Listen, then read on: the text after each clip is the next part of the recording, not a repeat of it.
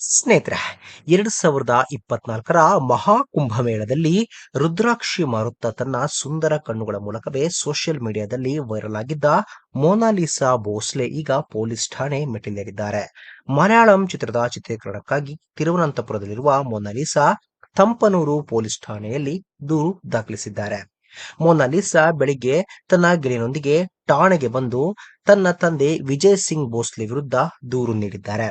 ತಂದೆ ಆಯ್ಕೆಯ ವ್ಯಕ್ತಿಯನ್ನ ಮದುವೆಯಾಗುವಂತೆ ಒತ್ತಡ ಹೇರುತ್ತಾ ಇದ್ದಾರೆ ಎಂದು ದೂರು ನೀಡಿದ್ದಾರೆ. ಯಾವುದೇ ದೈಹಿಕ ಕಿರುಕುಳ ನಡೆದಿಲ್ಲ.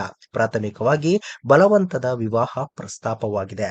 ಮೊನಾಲಿಸಾ ತಂದೆ ತನ್ನ ಮೇಲೆ ಒತ್ತಡ ಹೇರುತ್ತಲೇ ಇದ್ದುದರಿಂದ ಪೊಲೀಸ್ ಠಾಣೆಗೆ ಬಂದು ದೂರು ನೀಡಿದ್ದಾರೆ. ನಾವು ಇನ್ನೂ ಪ್ರಕರಣ ದಾಖಲಿಸಿಲ್ಲ ಎಂದು ಪೊಲೀಸರು ತಿಳಿಸಿದ್ದಾರೆ. ತನ್ನ ತಂದೆಯೊಂದಿಗೆ ತಿರುವನಂತಪುರಂಗೆ ಬಂದಿದ್ದ ಮೊನಾಲಿಸಾ ಪ್ರಸ್ತುತ ಚಲನಚಿತ್ರ ಚಿತ್ರೀಕರಣಕ್ಕಾಗಿ ಪೂವಾರ್ನಲ್ಲಿದ್ದಾರೆ. ಮಹಾಕುಂಭ ಮೇಳದಲ್ಲಿ ಕಾಣಿಸಿಕೊಂಡು ಗಮನ ಸೆಳೆದ ನಂತರ ಮೊನಾಲಿಸಾಗೆ ಹೆಚ್ಚೆಚ್ಚು ಸಿನಿಮಾ ಆಫರ್ಗಳು ಬರುತ್ತಿವೆ. ಚಲನಚಿತ್ರ ನಿರ್ಮಾಪಕ ಸರೋಜ್ ಮಿಶ್ರಾ ಅವರಿಂದ ಮೊದಲ ಸಿನಿಮಾ ಆಫರ್ ಸಿಕ್ಕಿತ್ತು. ದಿ ಡೈರಿ ಆಫ್ ಮಣಿಪುರ ಚಿತ್ರದಲ್ಲಿ ಮೊನಾಲಿಸಾಗೆ ಒಂದು ಪಾತ್ರವನ್ನು ನೀಡಿದ್ರು. ಆದಾಗ್ಯೂ ನಂತರ ಮತ್ತೊಬ್ಬ ನಟಿ ಮಿಶ್ರಾ ವಿರುದ್ಧ ಅನೇಕ ದೂರುಗಳನ್ನ ಸಲ್ಲಿಸಿದ್ರು. ಅವರ ಮೇಲೆ ಅತ್ಯಾಚಾರದ ಆರೋಪವೂ ಹೊರಿಸಲಾಗಿತ್ತು. ಬಳಿಕ ಮೊನಾಲಿಸಾ ಪಿ. ಬಿನು ವರ್ಗೀಸ್ ನಿರ್ದೇಶನದ ಮತ್ತು ಜೀಲಿ ಚಾರ್ಜ್ ನಿರ್ಮಿಸಿದ ನಾಗಮ್ಮ ಮಲಯಾಳಂ ಚಿತ್ರದಲ್ಲಿ ನಟಿಸಿದ್ದರು. ಇನ್ನು ಸಂಬಂಧಿ ಜೊತೆ ಮದುವೆ ಮಾಡಿಕೊಳ್ಳುವಂತೆ ತಂದೆ ಒತ್ತಾಯ ಹೇರಿದ್ರು. ಇದಕ್ಕೆ ಮೊನಾಲಿಸಾ ನಿರಾಕರಿಸಿದ್ದಳು.